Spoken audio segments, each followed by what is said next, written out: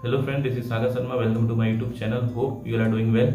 चलिए तो शुरू करते हैं। तो दोस्तों, आज के इस वीडियो में मैं अपना जीडीएस का फर्स्ट डीवी और second DV, first document verification और सेकंड डॉक्यूमेंट वेरिफिकेशन का एक्सपीरियंस शेयर करने वाला हूं।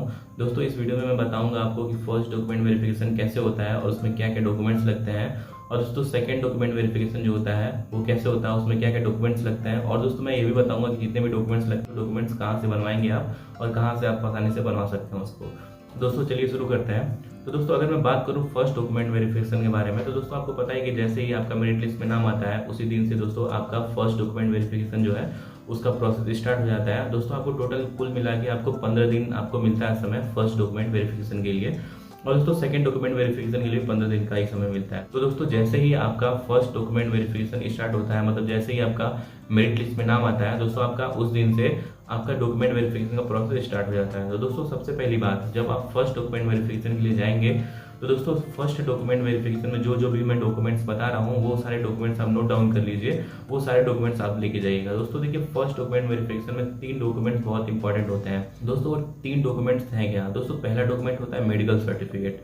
दोस्तों मेडिकल सर्टिफिकेट जो होता है वो आप मेडिकल ऑफिसर से बनवाएंगे। दोस्तों कहीं कहीं होता है कि आपको सिविल सर्जन से भी बनवाने के लिए बोल दिया जाता है कि आप जो है सिविल सर्जन से अपना मेडिकल सर्टिफिकेट बनवा के ले जाइए। तो दोस्तों या तो आप मेडिकल ऑफिसर से बनवा के ले जाइए या फिर आप सिविल सर्जन से अपना मेडिकल जो भी सर्टिफिकेट है मेडिकल सर्टिफिकेट बनवा के ले जाइए।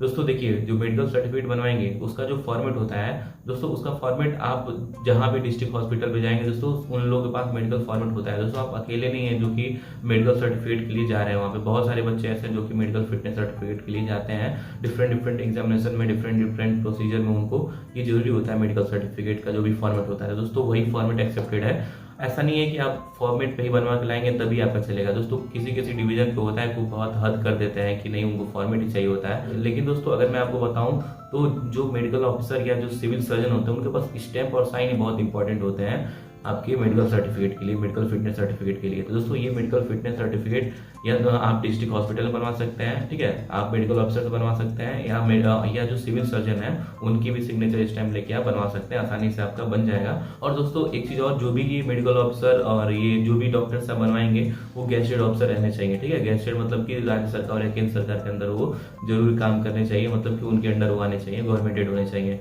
तो दोस्तों ये चीज तो रहा एक मेडिकल सर्टिफिकेट कैसे बनेगा, और मेडिकल सर्टिफिकेट बहुत इंपॉर्टेंट डॉक्यूमेंट है फर्स्ट डॉक्यूमेंट वेरिफिकेशन जो भी आप कराने जा रहे हैं। तो दोस्तों अब जो सेकंड डॉक्यूमेंट होता है जो इंपॉर्टेंट डॉक्यूमेंट है दोस्तों है कास्ट सर्टिफिकेट। दोस्तों जो कास्ट सर्टिफिकेट होता है ना वो सेंट्रल गवर्नमेंट का कास्ट सर्टिफिकेट होना चाहिए, मतलब कि आप जो भी कास्ट सर्टिफिकेट बनवाएंगे वो सेंट्रल गवर्नमेंट का होना चाहिए। जैसे दोस्तों 2 लेवल का होता है, एक स्टेट गवर्नमेंट का होता है, एक सेंट्रल गवर्नमेंट का कास्ट सर्टिफिकेट होता है। दोस्तों तो आपको सेंट्रल गवर्नमेंट का कास्ट सर्टिफिकेट बनवाना है, और जितने भी सेंट्रल गवर्नमेंट वाले एग्जाम होते हैं और दोस्तों उसमें सेंट्रल गवर्नमेंट का एक कास्ट सर्टिफिकेट मांगता है। तो आपको भी पता होगा कि जो जीडीएस है सेंट्रल गवर्नमेंट का है, तो दोस्तों आपको सेंट्रल गवर्नमेंट का कास्ट सर्टिफिकेट चाहिए। और दोस्तों किसी भी साइबर कैफे पे या किसी भी जन सेवा केंद्र पे या किसी भी ई मित्र पोर्टल पे दोस्तों आप जाएंगे, ई मित्र के यहाँ या जन सेवा केंद्र पे या साइबर कैफे में जाएंगे तो दोस्तों आपको ऑनलाइन वो अप्लाई कर देंगे और आपका आसानी से सेंट्रल कास्ट सर्टिफिकेट बन जाएगा। दोस्तों आपको पता ही है कि जो यूआर होते हैं, अनरिजर्व कैटेगरी के लोग होते हैं, उनको कास्ट सर्टिफिकेट नहीं चाहिए होता है। लेकिन अगर भाई वो ईडब्ल्यूएस कैटेगरी से बिलोंग करते हैं, अगर ईडब्ल्यूएस कोटा से अगर वो फॉर्म अप्लाई करते हैं तो उनको ईडब्ल्यूएस सर्टिफिकेट चाहिए होता है।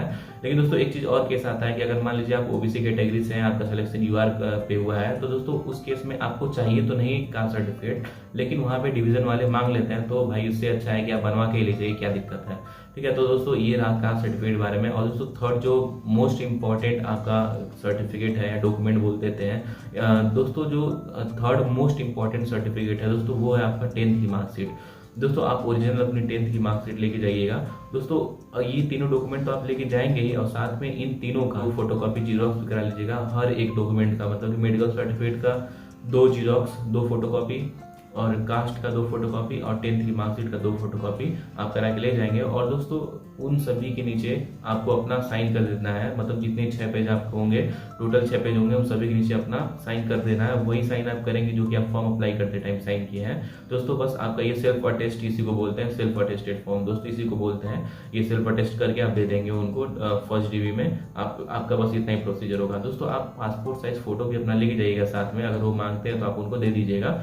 ये सारी चीजें तो इंपॉर्टेंट चीजें होती हैं जो भी कैंडिडेट होते हैं उनको कैरी करना चाहिए। और दोस्तों बाकी इसके अलावा जो भी आपका आधार कार्ड होगा, पैन कार्ड होगा, उन सभी डॉक्यूमेंट्स को लेके जाइएगा। इनकेस अगर वो आपसे मांग देते हैं कोई भी मिस इन्फॉर्मेशन में या किसी भी मिसअंडरस्टैंडिंग से रिलेटेड अगर वो मांग ही देते हैं तो दोस्तों आप वहाँ पे उनको दे सकते हैं, ठीक है। तो आप सारे डॉक्यूमेंट्स अपने ले जाइएगा दोस्तों। तो दोस्तों ये रहा फर्स्ट डॉक्यूमेंट वेरिफिकेशन। दोस्तों फर्स्ट डॉक्यूमेंट वेरिफिकेशन ऐसा ही होता है, आप जाएंगे जो भी आपके वेरीफाइंग अथॉरिटी होंगे दोस्तों, उसमें वेरीफाइंग अथॉरिटी जरूरी नहीं है कि आपके वेरीफाइंग अथॉरिटी इंस्पेक्टर ही हो दोस्तों। वेरीफाइंग अथॉरिटी आपको एसएसपी को बनाया जा सकता है, एसपी को भी बनाया जा सकता है दोस्तों, इंस्पेक्टर को भी बनाया जा सकता है दोस्तों, कहेंगे एएसपी को भी वेरीफाइंग अथॉरिटी बना दी जाती है। ये सारे लोग आपका डॉक्यूमेंट वेरीफाई कर सकते हैं दोस्तों। वो डिपार्टमेंट डिसाइड करता है कि कौन आपके वेरीफाइंग अथॉरिटी होंगे, किस डिवीजन के कौन वेरीफाइंग अथॉरिटी होंगे, कौन आपका डॉक्यूमेंट वेरीफाई करेगा।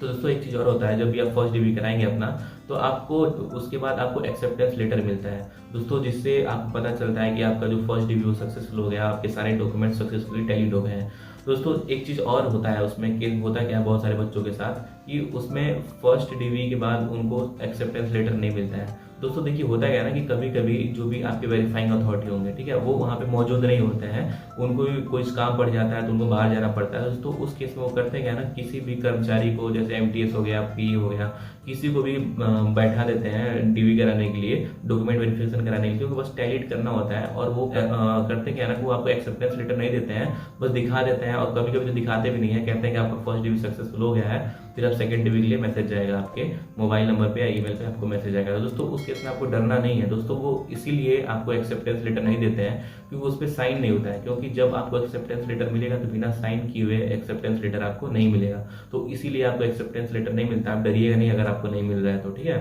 तो दोस्तों ये रहा सारी चीज़ें अबाउट फर्स्ट डिवी। दोस्तों अब आते हैं सेकंड डिवी में। सेकंड डिवी में क्या क्या डॉक्यूमेंट लगता है और कैसे सेकंड डिवी होता है, आपका सेकंड डॉक्यूमेंट वेरिफिकेशन कैसे होता है। तो दोस्तों देखिए, जब आपका फर्स्ट डिवी हो गया, फर्स्ट डिवी का लास्ट डेट, जो भी फर्स्ट डिवी का लास्ट डेट होगा दोस्तों, उससे 5 से 10 दिन के बीच में ही इन बिटवीन 5 to 10 डेज आपका सेकंड डिवी का मैसेज आ जाता है दोस्तों। जैसे ही आपका सेकंड डिवी का मैसेज आता है, आपको 15 दिन मिलते हैं टोटल आपको सेकंड डिवी कराने के लिए। टोटल 15 दिन टाइम मिलता है आपको सेकंड डिवी कराने के लिए, मतलब सेकंड डॉक्यूमेंट वेरिफिकेशन कराने के लिए आपको टोटल 15 दिन टाइम मिलता है दोस्तों। आप 15 दिन में कभी भी जाके अपना सेकंड डॉक्यूमेंट वेरिफिकेशन करा सकते हैं। वैसे मैं तो सजेस्ट यही करूंगा कि जब भी आपका मेरिट लिस्ट में नाम है तो आप जितना जल्दी हो सके उतना जल्दी आप सेकंड डॉक्यूमेंट वेरिफिकेशन या फर्स्ट डॉक्यूमेंट वेरिफिकेशन करवा लीजिए। तो दोस्तों देखिए, सेकंड डॉक्यूमेंट वेरिफिकेशन में क्या क्या डॉक्यूमेंट्स लगेंगे दोस्तों, आप ध्यान से सुनिएगा। उन सभी डॉक्यूमेंट्स की लिस्ट में बता देता हूँ दोस्तों। देखिए सबसे पहले आप अपना डोमिसाइल सर्टिफिकेट लीजिएगा, कास्ट सर्टिफिकेट, इनकम सर्टिफिकेट, और दोस्तों 10th की marksheet, Aadhaar card, PAN card, medical certificate और कंप्यूटर सर्टिफिकेट। दोस्तों इसमें कुछ टर्म एंड कंडीशन है, मैं बताऊंगा अभी। दोस्तों देखिए होता है कि आप सबसे पहली बात बच्चे क्वेश्चन पूछते हैं, ये सारे डॉक्यूमेंट सबसे पहले आप तैयार कर लीजिएगा, अगर आपके पास है तो कोई दिक्कत नहीं है दोस्तों। अब इसमें टर्म एंड कंडीशन बताता हूँ दोस्तों। देखिए उसमें कुछ डाउट होते हैं बच्चों को, उसको मैं समझाता हूँ दोस्तों। देखिए सबसे पहले बच्चे बोलते हैं सर इनकम सर्टिफिकेट मेरे नाम से बनेगा क्या, फादर का नाम लगेगा क्या।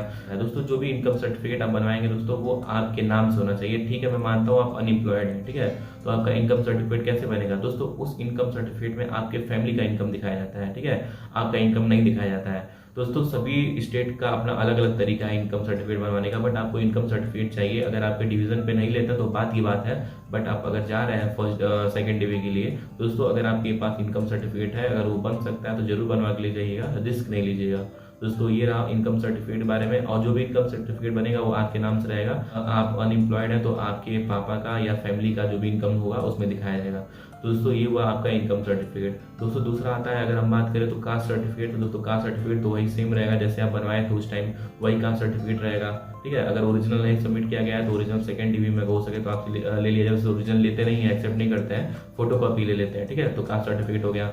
10th की मार्कशीट दोस्तों रहती है। और दोस्तों उसके बाद आता है दोस्तों आपका मेडिकल सर्टिफिकेट। दोस्तों देखिए अगर फर्स्ट डिवी में आपका मेडिकल सर्टिफिकेट सबमिट कर लिया गया है तो सेकंड डिवी में आपको देने की जरूरत नहीं है। अगर जीरोक्स है तो लेते जाइएगा, अदरवाइज आप अगर नहीं सबमिट किया गया तो लेकर जाइएगा, वहाँ पे सबमिट कर लिया जाएगा दोस्तों। ये रहा। अब दोस्तों आता है आधार कार्ड, पैन कार्ड तो नॉर्मली सबके पास होता है दोस्तों। अब आया कंप्यूटर सर्टिफिकेट। दोस्तों देखिए एज पर नोटिफिकेशन अगर बात किया जाए तो नोटिफिकेशन में आपकी कंप्यूटर नॉलेज जो है इंपॉर्टेंट दिया हुआ है दोस्तों। कंप्यूटर नॉलेज को प्रूफ करने के लिए आपको कंप्यूटर सर्टिफिकेट चाहिए, या जो भी चीज़ें आप प्रूफ कर सकते हैं कंप्यूटर नॉलेज को तो आप प्रूफ कर दीजिए उसको, ठीक है। तो कंप्यूटर सर्टिफिकेट चाहिए होता है। जैसे दोस्तों इसमें भी टर्म एंड कंडीशन है, जैसे कि अगर आपकी क्लास 10th में, ठीक है, क्लास 10th में अगर कंप्यूटर एज ए सब्जेक्ट है, अगर आप कंप्यूटर सब्जेक्ट पढ़े हैं क्लास 10th में तो दोस्तों आपको ये जो कंप्यूटर सर्टिफिकेट वो नहीं चाहिए, ठीक है। अगर आप 12th में पढ़े हैं तो भी आपको नहीं चाहिए। आज जो भी हायर स्टडी किए हैं आप, उसमें आप अगर आप कंप्यूटर के बारे में पढ़े हैं, अगर IT के बारे में पढ़े हैं, तो आपको कंप्यूटर सर्टिफिकेट नहीं चाहिए। लेकिन दोस्तों अगर आप नहीं पढ़े हैं तो कंप्यूटर सर्टिफिकेट आपको ले जाइएगा, ठीक है। इन केस अगर मान लीजिए अगर वो नहीं मांगते हैं तो कोई दिक्कत नहीं है, अगर मांग ही दिए तो भाई आप क्या करेंगे। अगर ठीक है आपके पास नहीं है तो आप उस मजबूरी में उस केस में क्या करेंगे भाई। अगर फर्जी बनवाना है तो मैं फर्जी बनवाने का एडवाइस दूंगा नहीं कि आप फर्जी बनवाइए। दोस्तों आप वैसे ही चले जाइए, अगर हो सकता है आपसे कुछ वो अंडरटेकिंग ले लें, डिक्लेरेशन करा लें या अंडरटेकिंग पे साइन करवा लें, दोस्तों यही करवा सकते हैं। और तो कुछ ऑप्शन है नहीं। अगर आपके पास है तो आप जरूर लेके जाइएगा, अगर नहीं है तो जो भी मैंने ऑप्शन बताया आगे क्लास 10th में अगर आपके कंप्यूटर सब्जेक्ट है या कोई भी हायर स्टडी में कंप्यूटर सब्जेक्ट तो चल जाएगा। दोस्तों ये रहा कंप्यूटर के बारे में, आधार कार्ड, पैन कार्ड तो सब बता ही दिया मैं। और जितने भी डॉक्यूमेंट्स हैं सब आप लेके जाइएगा और सभी की 2-2 फोटो कॉपी करा लीजिएगा, ठीक है, जीरोक्स कॉपी करा लीजिएगा।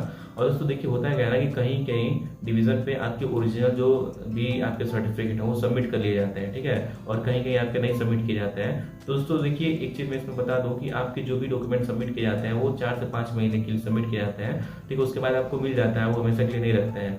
दोस्तों ये देखिए अगर मान लीजिए आपको अपने डॉक्यूमेंट्स चाहिए होते हैं, ठीक है, दोबारा मतलब आपको अगर मान लीजिए कहीं जरूरत है तो दोस्तों आप एप्लीकेशन लिख के जो भी आपके वेरीफाइंग अथॉरिटी है या जो भी आपके SPS SP है दोस्तों उनको आप एप्लीकेशन लिख के आप अपने जो भी डॉक्यूमेंट्स है उसको वापस ले सकते हैं, ठीक है, या आप रिक्वेस्ट करके भी वापस ले सकते हैं। अगर आपका जो भी डॉक्यूमेंट वेरिफिकेशन अगर हो गया सक्सेसफुली तो आप ले सकते हैं उसको, ठीक है, वो आपको प्रोवाइड करा देते हैं। तो दोस्तों यही प्रोसीजर है, आप एप्लीकेशन लिख के ले सकते हैं अपने डॉक्यूमेंट्स। तो दोस्तों ये रहा सेकंड डिवी और फर्स्ट डिवी के बारे में मैंने बता दिया। अब दोस्तों ये चीज बात करते हैं कि फर्स्ट डिवी में होता क्या है, सेकंड डिवी में क्या होता है। बहुत सारे बच्चे पूछते हैं कि सर फर्स्ट डिवी में क्या होता है, सेकंड डिवी में क्या होता है। दोस्तों देखिए फर्स्ट डिवी में नॉर्मली आपके जितने भी डाटा है, ठीक है, जैसे होता है ना कि एक बार वेरीफाई कर लिए पहले उनको बच्चों को छाड़ दिया जाए कि मतलब ज्यादा भीड़ ना लगे, दोस्तों वही सीन होता है यहाँ पे, ठीक है। तो यहाँ पे होता क्या है, जो आप फॉर्म अप्लाई किए, एप्लीकेशन फॉर्म अप्लाई किए हैं दोस्तों, एप्लीकेशन फॉर्म में एक चीज आप नोटिस किए होंगे, अगर मेरा नोटिफिकेशन वाला वीडियो देखे होंगे, जैसे मैंने एक नोटिफिकेशन का पूरा समरी बताया हूँ दोस्तों, वीडियो की डिस्क्रिप्शन इस वीडियो की डिस्क्रिप्शन में लिंक डाल दूंगा, आप जरूर देखिएगा उसको। दोस्तों उसमें मैं समझाया हूँ कि उसमें क्या क्या चीजें लिखी हुई इंपॉर्टेंट में। दोस्तों उसमें एक इंपॉर्टेंट पॉइंट लिखी हुई है कि अगर आपका स्पेलिंग मिस्टेक भी है, अगर आपके नाम में या अगर आपके पापा के नाम में अगर स्पेलिंग मिस्टेक भी है तो भी आपको उसमें से आपका कैंडिडेचर जो है रिजेक्ट कर दिया जाएगा। दोस्तों वही सारी चीजें स्मॉल मिस्टेक्स जो होती हैं वही सारी चीजें फर्स्ट डीबी में मिलाई जाती हैं। आपको टेल किया जाता है कि जो आपका एप्लीकेशन फॉर्म है उसमें जो भी डिटेल आप फिल किए हैं, क्या आपके 10th की मार्कशीट से या कास्ट सर्टिफिकेट जो भी आपका कास्ट है वो मैच कर रहा है कि नहीं कर रहा है। दोस्तों बस वही टैली किया जाता है, टैली कर जाता है तो टैली करके आपको दे जाता है, आपके पोर्टल पे चढ़ जाता है कि आपका फर्स्ट डीबी में क्या क्या चीजें टैली की गई है, ठीक है। तो ये चढ़ जाता है, आपके रजिस्ट्रेशन नंबर पे सारी चीजें नोट की जाती हैं, ठीक है।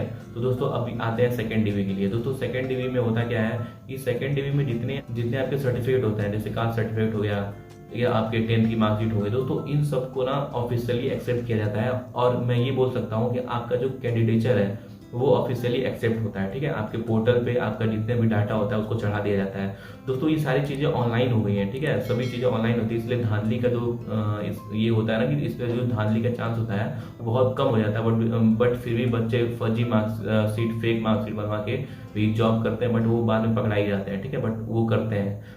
तो दोस्तों यही है कि सेकंड डीवी में आपका जो कैंडिडेचर होता है वो ऑफिशियली एक्सेप्ट किया जाता है, पोर्टल में सारी चीज चढ़ाई जाती है। अब दोस्तों अगर मान लीजिए आपका फर्स्ट डीवी हो गया है, ठीक है, तो सेकंड डीवी में आपको कैंडिडेचर रिजेक्ट करने का बहुत कम ही चांस होता है, नहीं करते हैं वैसे, क्योंकि फर्स्ट डीवी में डॉक्यूमेंट आपके सारे सही है, सारे टैलीड है। तो सेकंड डीवी में करना क्या, बस आपको वहां जाना है और वो आपको सारे कैंडिडेचर जो आपके हैं ऑफिशियली एक्सेप्ट कर लेंगे और आपका आधार कार्ड, पैन कार्ड थोड़ा बहुत वेरीफाई के लिए देख लेंगे, बाकी कुछ नहीं करेंगे, ठीक है। तो आप फर्स्ट डीवी अगर हो गया तो सेकंड डीवी में ज्यादा दिक्कत होगी नहीं। तो बस यही रहा दोस्तों। हाँ एक चीज और, अटेस्टेशन फॉर्म वाला सिस्टम जो है दोस्तों, अटेस्टेशन फॉर्म कैसे फिल करना है वो वीडियो में बना के डाल दिया हूँ दोस्तों। देखिए सेकंड डीवी के टाइम आपको कुछ अंडरटेकिंग और कुछ एनेक्सर पे साइन करवाते हैं दोस्तों, तो वो साइन करवा कुछ आपको वहीं पे तुरंत जमा करवा लेते हैं। लेकिन दोस्तों एक होता है अटेस्टेशन फॉर्म जो कहता है कि आप इसको बाद में फिल करके जमा कर दीजिएगा दोस्तों। उसका कोई टाइमलाइन नहीं होता कि उसको कब जमा करना है कब नहीं करना है, जितना जल्दी आप जमा कर देंगे उतना जल्दी आपका पुलिस वेरिफिकेशन का प्रोसेस वगैरह जो होता है ये सब चालू हो जाएगा। तो दोस्तों यही होता है अटेस्टेशन फॉर्म। और अटेस्टेशन फॉर्म जो होता है दोस्तों आप पहले से प्रिपेयर करके भी ले जा सकते हैं। अगर मान लीजिए वो बात की बात है कि वो सबमिट कर रहे हैं कि नहीं कर रहे हैं, दोस्तों नहीं सबमिट कर रहे हैं तो कोई दिक्कत नहीं है, बाद में रखे रहिएगा उसको। अगर बाद में आपसे मांगा जाए तो बाद में आप सबमिट करा दीजिएगा। दोस्तों अटेस्टेशन फॉर्म के बारे में वीडियो में बनाया हूँ, उसका भी लिंक मैं डिस्क्रिप्शन में डाल दूंगा, आप जरूर उसको चेकआउट कर लीजिएगा दोस्तों। वहाँ पे आपको अटेस्टेशन फॉर्म मिलता है, उस आप जितना जल्दी भर के जमा कर देंगे, फिल करके जमा कर देंगे उतना सही रहेगा। तो उसके बाद आपका ट्रेनिंग लेटर रहेगा, फिर आपका ट्रेनिंग के बाद फिर ज्वाइनिंग होगा। तो दोस्तों यही प्रोसेस है पूरा, फर्स्ट डीवी और सेकंड डीवी वाला बता दिया। उसके बाद ये सारी ट्रेनिंग ज्वाइनिंग होती है आपकी। तो दोस्तों आज के इस वीडियो में इतना ही। वीडियो बहुत लंबा हो गया है दोस्तों। तो दोस्तों वीडियो अगर पसंद आए तो वीडियो को लाइक जरूर करिएगा और चैनल को सब्सक्राइब भी कर लीजिएगा और अपने दोस्तों के साथ शेयर भी कर दीजिएगा जिनको फर्स्ट डीबी और सेकंड डीबी के बारे में नॉलेज नहीं है और जिनको फर्स्ट डीबी सेकंड डीबी कराना है। तो दोस्तों अगर वीडियो पसंद आए तो वीडियो को लाइक जरूर करिएगा। तो दोस्तों मिलते हैं नेक्स्ट वीडियो में, तब तक के लिए बाय, टेक केयर, जय हिंद।